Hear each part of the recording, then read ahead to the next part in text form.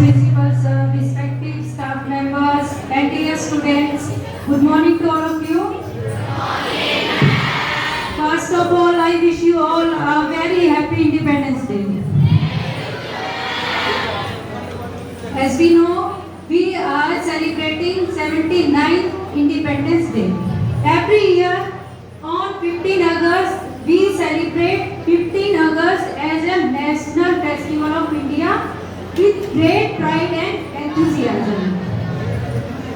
हर साल हम 15 अगस्त को स्वतंत्रता दिवस मनाते हैं, राइट?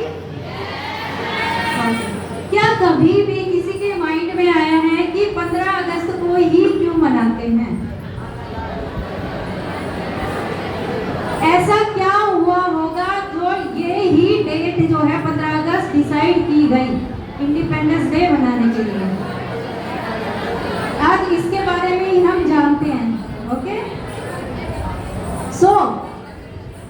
स्वतंत्रता दिवस के लिए 15 अगस्त जो डेट है डिसाइड की गई, उसके पीछे बहुत सारे ऐतिहासिक, राजनीतिक, वैश्विक परिस्थितियां हैं और सबसे ज्यादा जो अहम भूमिका है, क्या हुआ बेटा?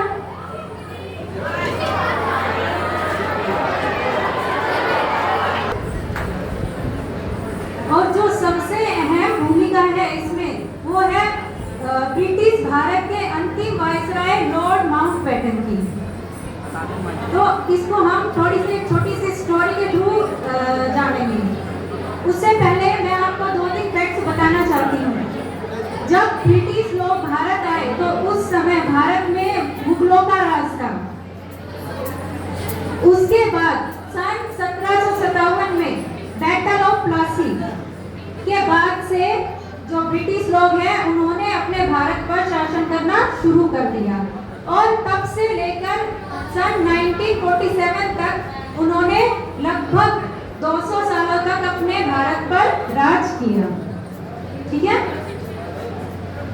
तब से लेकर 1947 तक बहुत सारे ऐसे फ्रीडम फाइटर्स हुए हैं जो उनसे लड़ाई करते रहे हैं अपने इंडिया को आजाद करने के लिए। इसी को लेकर एक अधिवेशन हुआ लाहौर में तब 1929 को। वहां पर पंडित जवाहरलाल नेहरू ने पूर्ण स्वराज्य की मांग की। उन्होंने बोला कि हमें भारत में पूर्ण स्वराज्य चाहिए, हमें किसका शासन होना चाहिए हमारे भारत में? हम भारतीय लोगों का। जो भी डिसीजन, जो भी फैसले लिए जाएंगे कौन लेंगे? हम भारतीय लोग। बट ब्रिटिशर्स ने उस टाइम उनकी जो मांग थी वो पूर्ण नहीं करी।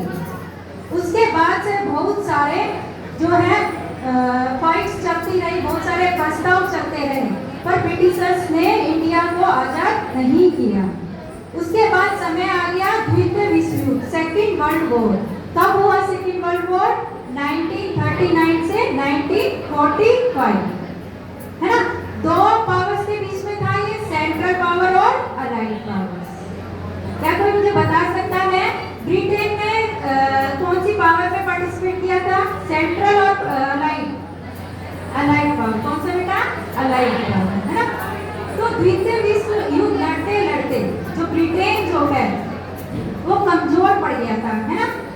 आप सबको पता है जब वॉर होती है, फाइट होती है, तो हमारा मैन पावर का भी लॉस होता है, राइट? और हमारा और जो युद्ध में और क्या यूज होता है? वेपन्स यूज होते हैं, है ना? तो उसके लिए किसका जरूरत होती है हमें? किसकी जरूरत होती है हमें? मनी की, पैसों की जरूरत होती है और अन्य जो रिसोर्सेज है, संसाधन, उनकी जरूरत होती है। तो द्वितीय विश्व लड़ते लड़ते जो ब्रिटिश है उनके जो संसाधन है उसमें कमी आ गई थी, उनकी जो मैन पावर है वो कमजोर पड़ गई थी। ठीक है? इसी को लेकर और आप लोग क्या बता सकते हो, भारत ने द्वितीय विश्व युद्ध में डायरेक्टली पार्टिसिपेट किया था, इनडायरेक्टली? इनडायरेक्टली। कैसे? कौन सी पावर में उन्होंने पार्टिसिपेट किया होगा? अलाइड पावर में। कौन सी में? अलाइड पावर में। ब्रिटिशर्स ने उनको बोला अगर तुम द्वितीय विश्व युद्ध में हमारा साथ दोगे तो हम क्या है भारत को आजाद कर देंगे। ठीक है? तो भारत से क्या है नौजवान जो सैनिक थे गए, उन्होंने ने पार्टिसिपेट किया द्वितीय विश्व युद्ध में, बट फिर भी ब्रिटिशर्स ने क्या है, भारत को आजाद नहीं किया। ऐसे करते करते द्वितीय विश्व युद्ध का 1945 में अंत हो गया, ठीक है। फिर भी ब्रिटिशर्स ने भारत को आजाद नहीं किया। तो फिर जो ब्रिटिश पार्लियामेंट है उनके साइड से उन्होंने भारत के अंतिम जो वायसराय है लॉर्ड माउंटबेटन को भेजा भारत में, और उन्होंने कहा आप जाओ और जाके देखो भारत का कैसे आजाद करना है ये सब। तो लॉर्ड माउंटबेटन आए इंडिया, उन्होंने 1946 में देखा और डिसाइड किया कि भारत को कब आजाद करना है, 30 जून 1948। ठीक है बच्चों, पहले क्या डिसाइड किया गया, कब करना है आजाद, 30 जून 1948। बट सिचुएशन कुछ ऐसी हुई, एक तो क्या है, ब्रिटिश पावर जो है धीरे धीरे कम हो रही थी, संसाधन कम हो रहे थे, और जो अपने इंडिया में जो विद्रोह है वो बहुत ज्यादा हो रहे थे, है ना। फ्रीडम फाइटर्स है वो क्या है, बहुत ज्यादा मात्रा में क्या करते थे, बढ़ चढ़कर भाग ले रहे थे और बोल रहे थे कि हमारे भारत को जल्दी से जल्दी आजाद करो। तो लॉर्ड माउंटबेटन ने देखा कि अभी परिस्थितियां उनके अकॉर्डिंग नहीं है, ठीक है। तो उन्होंने अचानक से एक फैसला लिया कि इंडिया को हम कब आजाद करेंगे, 15 अगस्त 1947, ठीक है। उसके लिए उन्होंने एक प्रस्ताव पास किया था 3 जून 1947। इसके पीछे उनका एक व्यक्तिगत और एक क्या है, ऐतिहासिक रीजन और था। क्या था, जो द्वितीय विश्व युद्ध है, सेकेंड वर्ल्ड वॉर है, उसका अंत कब हुआ था, 1945। कब हुआ था, 1945। किसने, जापान जो है, ठीक है, जापान ने 1945 15 अगस्त 1945 को सरेंडर कर दिया था, ठीक है। अलाइड पावर के सामने अपने आप को सरेंडर कर दिया था, और वहीं से क्या है, द्वितीय विश्व युद्ध का अंत हो गया था। तो वो एक ऐतिहासिक घटना जुड़ी हुई थी। उस टाइम में जो साउथ ईस्ट एशियन कंट्री, ठीक है, उनकी जो कमांड जो थोपी गई थी, दी गई थी, किसको दी गई थी, लॉर्ड माउंटबेटन को, ठीक है। 1945 में जो लॉर्ड माउंटबेटन है वो सुप्रीम कमांडर थे साउथ ईस्टर्न एशियन कंट्रीज के, ठीक है। तो उनको क्या था कि उस दिन को 15 अगस्त को ही हमें इंडिया को आजाद करना है। वो एक अपना रिकॉर्ड मेंटेन करना चाहते थे कि मैंने जैसे द्वितीय विश्व युद्ध में शांति लाया, वहां पे मैंने कॉम्प्रोमाइज कराया, जापान ने सरेंडर किया, सेम वे में सेम डेट को वो इंडिया को इंडिपेंडेंट करना चाहते थे, ताकि एक यादगार वो दिन बन जाए, ठीक है। इसीलिए भारत के अंतिम वायसराय लॉर्ड माउंटबेटन ने डिसाइड किया कि कौन सी डेट होगी, 15 अगस्त, ठीक है। उसके बाद आप सबको पता है कि हमारा अपना इंडिया जब स्वतंत्र हुआ था, उसी के साथ एक नया देश भी बना था, है ना। कौन सा, हमारा पड़ोसी देश पाकिस्तान, है ना। उसमें भी लॉर्ड माउंटबेटन ने सोचा कि मुझे दोनों देश के स्वतंत्रता दिवस में शामिल होना है ना। इसीलिए उन्होंने डिसाइड किया कि पाकिस्तान को कब करेंगे हम स्वतंत्र, 14 अगस्त। कब करेंगे, 14 अगस्त, और इंडिया को कब करेंगे, 15 अगस्त, ताकि वो दोनों दिन क्या है, दोनों समारोह में सम्मिलित हो सके, ठीक है।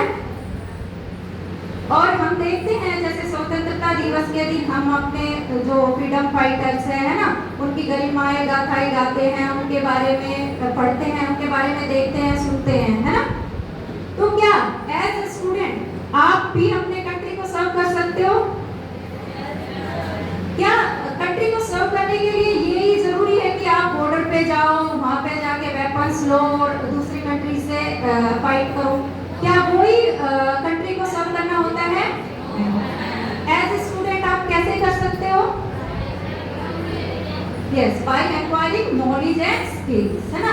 नॉलेज गेन करो, स्किल गेन करो, कुछ इनोवेटिव करो, है ना। डॉक्टर बनो, इंजीनियर बनो। अभी आपने देखा होगा छुट्टियों के टाइम में अपने पड़ोसी देश के साथ हमारी फाइट हुई थी, है ना। किस चीज का यूज किया था उसमें? मिसाइल्स, ड्रोन्स, इस चीज का यूज हुआ था। तो हमें भी पढ़कर नॉलेज गेन कर स्किल लाके ऐसा बनना है कि हम अपनी कंट्री में ही मिसाइल ड्रोन्स बना सकें, है ना। और कैसे सर्व कर सकते हो आप? कम्युनिटी सर्विस करके, समुदाय की सेवा करके। कैसे? अपने स्कूल में एनएसएस है ना। अभी एनएसएस के कैंप में कुछ बच्चे गए थे अपने स्कूल से। एक बच्चे ने स्टेज पे आकर अपना एक्सपीरियंस भी शेयर किया था, है ना। वहाँ पे कुछ एक एक्सीडेंट हो गया था, कैसे बच्चों ने जाके तुरंत उनको फर्स्ट एड प्रोवाइड की और कैसे एक लेडी की जो है जान बचाई थी। याद है सबको? है ना। तो हम समुदाय की सेवा करके भी अपने देश की क्या है सर्विस कर सकते हैं, ठीक है। और कैसे कर सकते हैं? अपने एनवायरनमेंट को सेव करके। कैसे कर सकते हो? अपने स्कूल में डस्टबिन है ना, उनका यूज भी करना होता है ना। बहुत बार देखते हो आप जो है बनाना होते हो उसके छिलके को उधर उधर फेंक देते हो, या फिर कुछ भी जो आप फूड खाते हो उसके रैपर्स को इधर उधर डाल देते हो, है ना। कहाँ डालना है वो? That is also a part of nation service, ठीक है। राष्ट्र की सेवा कर रहे हैं वो करके भी हम, राइट, ठीक है। और कैसे कर सकते हैं हम?